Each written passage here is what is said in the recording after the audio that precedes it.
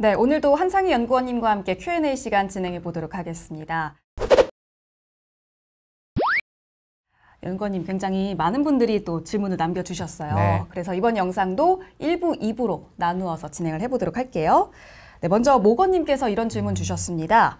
미국도 가계부채 증가 수준이 이례적으로 보이는데 아직은 이전과 같은 큰 위험을 일으키지 않으리라고 위원님을 비롯한 전문가 집단에서 판단하고 계신지 궁금합니다. 어떻게 판단하고 계시나요? 네, 되게 지금 이런 말들이 많이 나오죠. 특히나 미국의 신용카드 부채나 뭐 리볼빙 부채나 뭐 학자금 부채나 이런 식으로 부채가 많다는 이야기가 많이 나오고 있는데요. 네. 이런 부채들 때문에 제가 생각하기에 내년 초에 소비가 좀 떨어지고 경기가 침체가 올 수 있다고 보는 건데요. 이제 시스템이나 전체적인 사회의 위험을 평가할 때는 이런 뉴스보다는 우리가 데이터를 봐야 됩니다. 결국은 전체 미국의 부채 수준이 얼마인지에 대한 데이터를 볼 필요가 있는데 이 세인트루이스 연방준비은행에서 내는 그 사이트가 프레드라는 곳이 있습니다. 네. 그 프레드라는 곳에 가시면 미국 전체의 GDP 대비 가계부채 비율을 알 수 있습니다. 우리가 맨날 얘기하는 언론에서 뭐 가계부채 많다 적다 할 때 쓰는 데이터인데요. 그 데이터를 보면은 현재 미국의 가계부채 비율은 75%까지 내려와 있습니다. 2007년, 8년에 리만 사태 직전에 그 비율이 얼마였냐면 100%가 넘었었거든요. 우리나라는 100%가 이미 넘어 있는 상태입니다. 네. 그러니까 우리가 뉴스를 보기에는 되게 큰 가계부채 위험이 있고 뭐 저축도 안 하고 미국의 시스템이 큰 문제인 것 같은데 가계부채 비율로만 딱 놓고 보면은 어떻게 데이터가 나오느냐? 사실은 리만 때보다 많이 떨어져 있다라는 겁니다. 네. 최근에 올라온 것도 없고 그렇기 때문에 신문에 나오는 신용카드, 리볼빙 다양한 부채가 소비 여력을 떨어뜨리고 경기 침체를 오게 할 수는 있지만 이게 무슨 시스템 위험으로 갈 거다. 이렇게까지는 이제 안 보고 있는 게 맞는 것 같아요. 저도 일단 그렇게 보고 있고요. 그래서 언론 기사도 당연히 열심히 보셔야 되고 훌륭한 기자분들이 많으시니까 하지만 전체적인 그림을 볼 때는 꼭 데이터를 보자는 말씀을 제가 드립니다. 우리가 실제로 알고 있었던 그 뉴스 이야기들과 데이터, 실제 데이터는 조금 괴리가 있다라는 부분 기억해 주시고요. 다음 질문 넘어가도록 할게요. 제이 레즈 님께서 또 남겨주셨어요. 왜 주식보다 채권을 먼저 사려고 하는지 설명 좀 부탁드리겠습니다. 금리가 순간 고점을 찍어서일까요?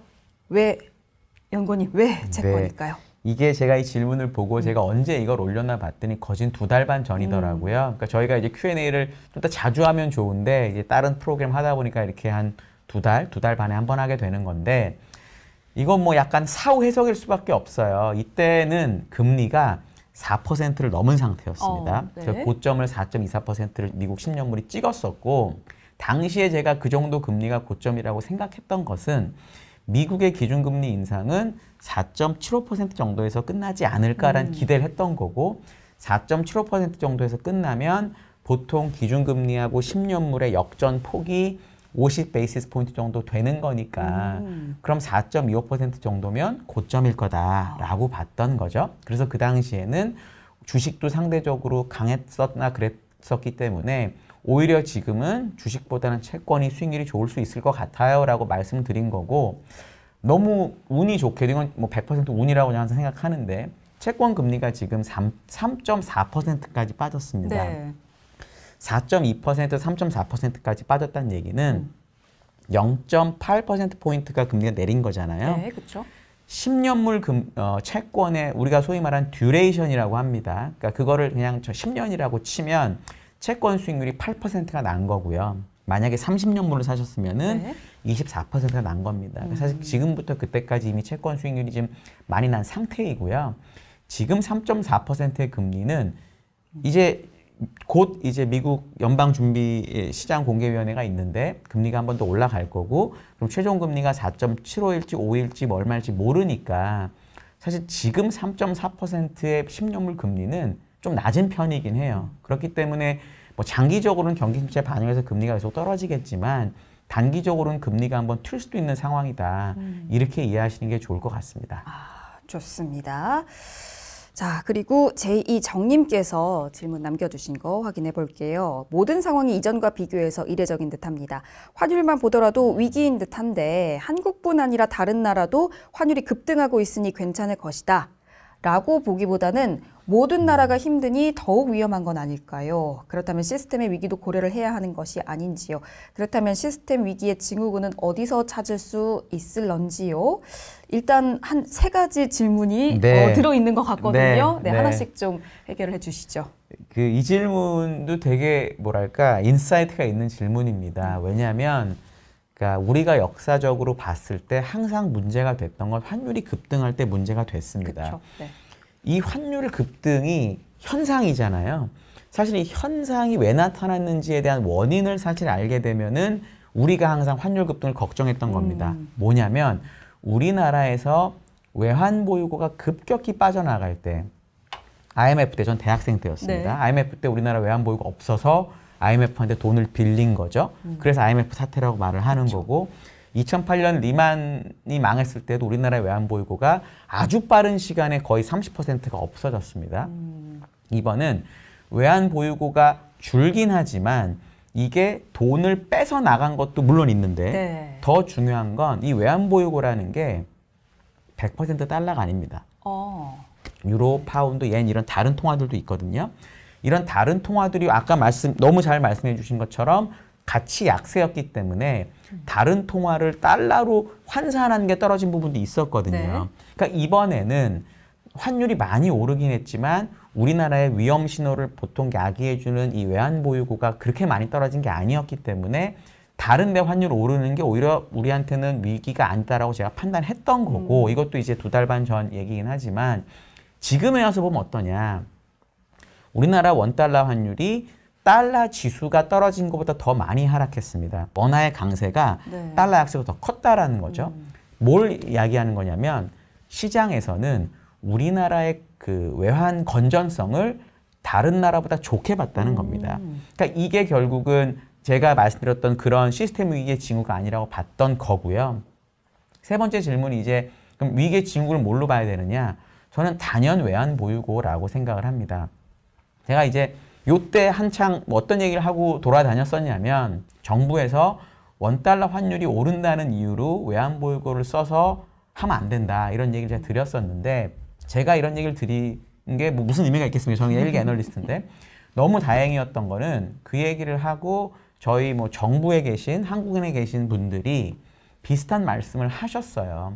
지금 환율이 올라가는 건 달러의 약세에 따른 자연스러운 현상이기 때문에 뭐 외환 보유고를 활용해서 뭐 그렇게 하지 않을 거다라는 말을 하셨고 또 하나는 그런 방법으로 환율을 잡은 게 아니라 뭐 국민연금과의 수합이라든지 뭐 이런 식으로 다른 쪽으로 수요를 잡는 방법을 썼기 때문에 외환 건전성이 지켜졌거든요. 그랬기 때문에 아까 얘기 제가 드린 대로 달러보다 우리나라 원화의 강세가 더 컸던 겁니다. 그러니까 이런 부분을 감안하면은 항상 정부가 외환 보유고를 어떻게 관리하는지를 보시면 우리나라 시스템 리스크인지 아닌지 전 알 수 있을 것 같아요. 아, 좋습니다. 외환 보유고, 외환 건전성적인 측면에서 설명을 해주셨고요. 네, 다음 질문 메인리 CS님이 2가지 질문을 주셨습니다. 첫 번째부터 알아보도록 할게요. 지금 채권 ETF를 사면 보유 기간은 얼마나 가져가야 할까요? 내년 중순 이후에 경기 침체가 본격적일 거라고 가정을 하면 그 즈음에 채권 비중을 줄이고 주식 비중을 늘리는 게 어떨까? 해서요? 라고 질문을 주셨네요. 네, 이것도 거의 전문가이시네요. 네, 원래 주식이라는 건 남들이 다 죽을 것 같다고 할 때 사는 거고요. 그쵸? 원래 네. 채권은 남들이 죽을 것 같을 때 미리 사는 겁니다. 네. 항상 이게 약간 타이밍이 달라요. 자, 요걸 제가 보니까 10월 17일 날 제가 말씀드렸던 거에 달린 질문이신데 요런 관점에서 제가 이제 연간 전망 말씀드릴 때 내년 전망을 상저하고로 이야기를 드렸던 것 같아요. 물론 이렇게 잘 안 됐으면 좋겠고 그냥 상고하고였으면 좋겠는데 주식이 네. 어쨌든 만약에 내년 상반기에 주식이 지금부터 좀 빠진다고 하면 그 기간에 채권 금리는 더 빠질 거예요. 그러니까 사실은 4.2에서 못 사서 지금 3.4니까 좀 단기적으로 부담이 있긴 하지만 주식하고 채권을 보면 여전히 채권이 상대적으로 나올 수 있는 거고 내년이 됐을 때는 이제 진짜 경기 침체 오고 사람들 네. 돈 못 쓰고 사람들 잘린다 이런 얘기 막 나올 거거든요. 너무 비정한 얘기지만 주식을 하는 사람들은 항상 그럴 때 주식을 사려고 하죠. 그러니까 유명한 투자자가 항상 했던 얘기가 자기는 피냄새가 나면 주식을 산다고 했던 말이 있었거든요. 네. 그러니까 이제 그런 관점에서 저희 메인리 CS님이 주신 질문이 원칙적으로 맞습니다. 이 타이밍을 근데 맞추는 게 너무 어려우니까 그냥 전체적으로 내 자산에 얼마는 주식을 가져가고 뭐 채권을 가져가는데 이 비중을 이 경기의 흐름에 따라서 바꾸시는 게 저는 제일 좋을 것 같아요. 비중을 경기의 흐름을 먼저 체크를 해라. 그리고 두 번째 질문 주셨는데요. 보통 채권은 추세가 정해지면 움직이라는 말들을 많이 하던데요. 앨런 장관이 바이백 얘기를 꺼내고 또 SLR 규제를 만지작거리는 걸로 봐서는 채권 시장의 유동성을 걱정하는 걸로 보이는데 채권 매수세는 아직 그닥인 것 같아서요. 금리를 얼마나 세게 더 올리려고 유동성 체크를 하나로 봐야 할지 아니면 주식 사이드에서 보는 관점처럼 본격적인 채권 매수세를 기대해봐도 될런지요. 어떻게 보시나요? 네, 이것도 이게 약간 옛날이라 그런데 사실 이 이후에 채권 매수가 되게 많이 들어왔습니다. 금리가 4.2%에서 지금 3.4%니까 많은 자금이 채권으로 이동을 한 거고요. 예를 들어서 특정 외국 증권사에서 항상 매달 발표하는 투자자들이 얼마나 현금을 가지고 있느냐 이 지표가 있는데 이게 항상 역사상 최고였거든요. 이 역사상 최고라는 걸 이해하실 때 우리 지금 주식 얘기만 하고 있으니까 주식 매니저들이 다 현금을 갖고 있다고 생각하시는데 이 리포트의 뒤에 보면 이 조사에 응답하는 사람들의 매니저의 분포를 보면 주식뿐만 아니라 CIO도 있고 예를 들어 멀티 에셋이라고 해가지고 여러 가지 자산을 보는 분도 있거든요. 그러니까 이 현금 비중은 채권도 많이 안 샀다고 이해하는 게 맞을 것 같거든요. 그러니까 그 채권을 많이 안 산 분들이 어떤 특정 금리가 됐을 때는 내가 채권을 살 수 있을 거다라고 생각하는 것 같아요. 중요한 점은 되게 지적을 잘 해주신 대로 이제 채권을 살 때 유동성 문제가 생기면 항상 리스크가 있는 채권에서 문제가 터집니다. 그러니까 채권을 사시더라도 우리가 보기에 예를 들어 미국의 유동성 문제가 생겨도 미국은 돈 넣어서 어떻게든 해결할 수 있거든요. 달러가 기축통화니까. 이런 관점에서 접근하시면 될 것 같아요. 알겠습니다. 자, 그리고 차덕님께서 주신 질문. 위기가 오면 채권으로 자금이 몰릴 거라고 생각을 했었는데 영국 위기나 스위스 위기가 부각되면서 채권을 던질 거라는 심리로 채권 금리가 더 올라가던데 혹시 시스템 리스크가 발생했는데 채권 금리가 상승해버리는 경우는 없나요? 라는 질문이네요. 그런 경우도 있나요? 질문이 이것도 아주 날카롭고 좋습니다. 상황에 따라 다르다. 영국 케이스도 금리 올라가지만 다시 빠지는 게 우리나라 같이 선진국이긴 하지만 기축통화가 아닌 곳은 정말 시스템 리스크가 오면 금리가 급등을 합니다. 외환위기 때 우리나라 금리 뭐 30%였다고 하잖아요. 저는 잘 기억이 안 나요. 대학생 때라 사실은. 뭐 노느라고 바빴으니까. 근데 미국이나 영국이나 스위스 같은 이런 기축통화국은 일시적으로 금리가 뜰 수 있습니다. 코로나 때 잘 한번 생각해 보시면 정말 모든 위기를 맞고 사람들이 막 무서워서 막 죽을 것 같을 때는 어떤 일이 벌어지냐면 주식도 빠지고 채권도 금리가 오르니까 채권 가격도 빠지고 금도 빠지고 다 빠지고요. 다들 현금만 딱 들고 있으려고 해요. 그게 달러였던 거죠. 근데 그 기간이 항상 짧습니다. 사람들이 다 이성을 찾고 무섭긴 한데 미국 국채 정도는 괜찮지 않아? 이런 생각을 하게 되거든요. 그렇기 때문에 위기가 왔을 때 금리가 뜨는 경우는 기축통화국이 아닌 경우에만 주로 발생하고 기축통화국인 경우는 발생해도 금방 없어진다는 겁니다. 예를 들어서 최근에 이제 CS라고 크레딧 스위스라고 하는 스위스의 은행 겸 증권사가 망한다는 얘기가 되게 많은데 만약에 외부의 도움이 없고 정말 재무제표로만 보면 망할 수 있을지도 모르겠어요. 근데 중요한 건 크레딧 스위스는 스위스의 은행이라는 겁니다. 그러니까 스위스 프랑으로 모든 게 거래가 되겠죠. 참고로 스위스는 전 세계에서 외환보유고가 3번째로 많습니다. 1등은 어딜 것 같으세요? 중국? 정답. 2등 어딜 것 같으세요? 중국 옆에 있습니다. 중국 옆이요? 한국? 한국보단 큰 나라예요. 일본? 일본이 2등입니다. 그러니까 중국하고 일본이라고 하는 전형적으로 외환보유고가 많은 나라 다음으로 스위스가 많거든요. 결국은 CS라는 회사가 망해서 시스템 리스크가 갈지 안 갈지는 이게 뭐 경제의 문제가 아니라 스위스 정부가 어떻게 하느냐에 따라 달려 있습니다. 리만 사태 전에도 맨 처음에 베어 스턴스라는 투자은행이 망하려고 했는데 JP모건이 사줍니다. 그다음에 AIG라고 하는 보험회사가 정말 너무 어려웠는데 미국 정부가 공적 자금을 넣어서 살립니다. 그다음에 리만이었는데 리만은 망하게 냅뒀어요. 그다음에 시티가 어려웠는데 시티는 공적 자금을 넣어서 또 살려요. 그러니까 이런 기축통화국은 결국 정부의 정책에 따라 결정이 되는 건데 스위스는 크레딧 스위스하고 UBS라고 큰 두 개의 은행 겸 증권사가 있거든요. 이 중에 하나를 날리는 결정을 할 거냐에 대한 판단을 하시면 됩니다. 그럴 수도 있지만 가능성은 극히 적을 거기 때문에 기축통화국 같은 경우는 시스템 리스크가 오면 금리가 일시적으로 오를 수 있지만 결국은 내려가는 방향이 맞다라고 보시는 게 합리적일 것 같아요. 아, 좋습니다. 마지막에 잘 정리를 해주셨고요. 그 다음에 이제 그릭 요거트님이 질문을 주셨는데요. 제가 채권에 대해 이해한 바로는 쿠폰 금리, 즉 채권 금리가 높은 걸 사서 큰 이유를 가져가면 맞는 걸로 알고 있는데 종종 전문가들의 이야기를 들어보면 지금은 쿠폰 금리가 낮은 걸 사서 들고 가라고 이야기를 합니다. 이 부분이 어떤 걸 이야기하는 걸까요? 낮은 거? 네, 이것도 저 진짜 이걸 제 이 질문 또 보면서 진짜 저희 구독자분들이 관심이 많으시다는 걸 알게 돼요. 이거는 우리나라에만 해당이 현재는 되는 건데요. 현재 우리나라 세금 제도가 어떻게 되어 있냐면 쿠폰 금리는 전부 세금을 다 냅니다.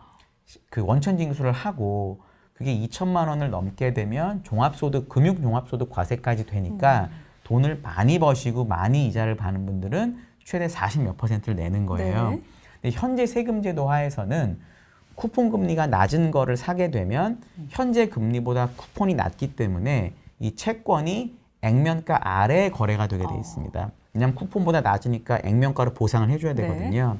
현재 세금 제도에서는 요 액면가, 예를 들어 제가 7,000원에 사서 쿠폰을 낮게 받다가 만기에 10,000원을 받으면 3,000원을 더 받았잖아요. 여기는 세금이 없습니다.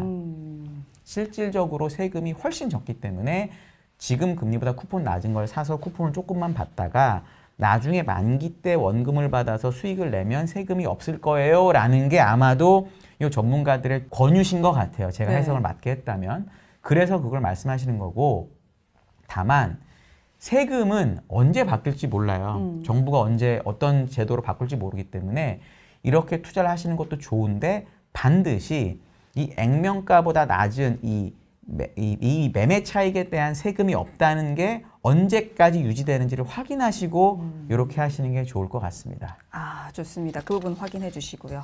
자, 우리 구독자분들의 참 질문 수준이 날카롭고 수준이 높습니다. 자, 다음 질문 베리타스님, 그럼 3년짜리 단기 채권과 30년짜리 장기 채권 중 어느 것이 유리할까요? 내년 중 기준금리가 피크를 찍고 단계적으로 내린다고 봤을 때 단기 채권이 좋아 보이는 반면에 경기 침체를 우려한다면 장기 채권이 좋아 보이기도 해서요. 혹시 제가 잘못 이해하고 있다면 첨언 부탁드립니다.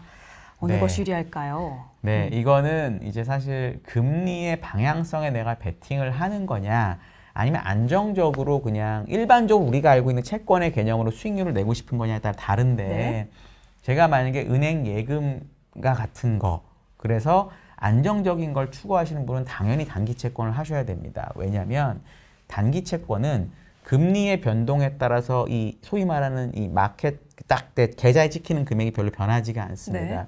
듀레이션이 짧기 때문에요. 장기 채권은 듀레이션이 길기 때문에 금리의 변동이 채권 가격에 많이 반영이 돼요. 그러니까 내가 만약에 정말 지금부터 뭐 내년, 내후년까지 금리가 많이 빠질 것 같다고 생각하시면 당연히 장기 채권을 사셔야 되는 거고요. 나는 금리 베팅하기 싫고 안정적으로 자산 배분 관점에서 채권을 가져가는데 뭐 혹시 금리 빠지면 괜찮아. 이런 분들은 단기 채권을 하시면 좋을 것 같아요. 또 하나는 만약에 장기 채권을 사셨으면은 웬만하면은 우리 개인분들은 만기까지 가져가시자. 왜냐? 장기채를 사서 만기까지 가져가면 중간에 막 채권 금리 때문에 가격이 왔다 갔다 하는데 결국 만기가 되면 내가 샀을 때 약속됐던 금리하고 원금을 받게 돼 있거든요.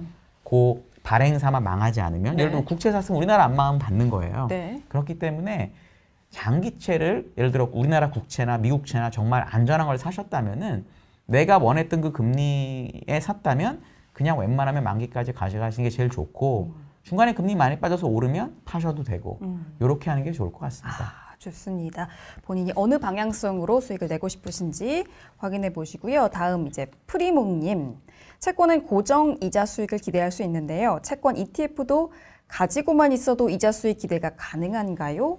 어떻게 보시나요? 네, 요거는 이제 간단하게 말씀드리면 채권 ETF를 구글에 뭐 여러 가지가 있습니다. 네. 쳐보시고 거기 distribution yield라는 게 있습니다. 디비던드란 말을 잘 안 쓰고 ETF는 distribution이라고 쓰는데 배당 비슷한 거예요. 그게 있으면 그만큼 줍니다. 뭐 월로 주는 데도 있고 뭐 분기 주는 데도 있고 하거든요. 그거 보시고 이게 지급형인지 아니면 지급형이 아니라 그냥 나중에 가격에 반영되는 것도 있거든요. 그런 것인지 그냥 확인하시면 될 것 같습니다. 네, 좋습니다. 이렇게 간단하게 답변 도와드렸고요. 네, 오늘도 이렇게 여러분들이 주신 질문들로 Q&A 시간 만들어 봤습니다. 또 추가적으로 궁금한 점 있으시면 댓글로 많이 남겨주시고요. 저희는 2부 영상에서 추가적으로 궁금증들 해결해 보도록 하겠습니다. 고맙습니다.